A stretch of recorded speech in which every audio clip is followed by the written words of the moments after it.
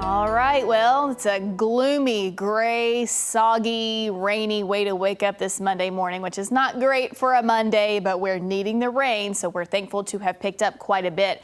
Between an inch and a half in some locations, E-Town saw almost 4 inches of rain just in the past 24 hours. Still have a little bit more to go through the rest of the day today because that cold front's going to be moving through. After we get past the rain, big wave of heat heading our direction. Maybe even some of the hottest days we've seen so far this year, feeling like it anyway. Mid-90s for the most part, but there could be a couple of days that push 100 degrees, and I think we're definitely going to see a few days where the heat index values push well into the low 100s. Cold front, of course, that is responsible for the soaking rain showers we have seen overnight. Few rumbles of thunder and maybe even a brief strong wind gust here and there. Otherwise, it's just been a really good, steady and soaking needed rain for us. And as I said, still dealing with more of those rain showers pushing in as we move through a good chunk of your Monday, eventually wrapping up by late this evening here in the Bluegrass region, where totals could be anywhere between maybe 3/4 of an inch to an inch. And there's some spots that are showing up on our models that could see several inches of rain, or a few, kind of like over in the E-Town area. I think 3.5 is going to be a lot for Lexington. I don't think we're going to reach 3.5, maybe closer to 2 inches or so, like around the Versailles area. For the Lakes region, many more of those showers still pushing through in the afternoon and the evening hours. Everything wrapping up closer to 11 p.m. They could be looking at maybe an inch. Some spots get up to a couple of inches, like Campbellsville, maybe only a few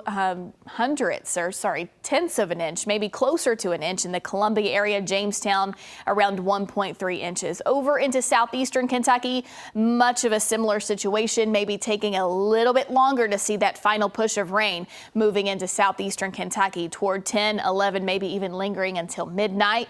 Rain totals a little less in far southeastern Kentucky. A few tenths of an inch, maybe upwards near an inch in spots like the Hindman, Hazard, and Hyden area. So again, rain's kind of lingering into late evening, wrapping up a little bit earlier here in eastern Kentucky, maybe closer to 9 p.m. as some of those southern counties start to see more of those rain showers. And again, I think a little bit less rain there, between 1, maybe 2 inches in spots. But those 2 inches are going to be very few and far between. Once we get past the rain, that's when we start to see that big ridge of heat starting to build in the southwest corner of the U.S. and spreading over into the Midwest. We're going to see a big span of temperatures around 100 degrees from the border of Mexico all the way up to the border of Canada, and then eventually continuing to spread over into our region as our high temperatures push up into the mid-90s very soon. 88 degrees tomorrow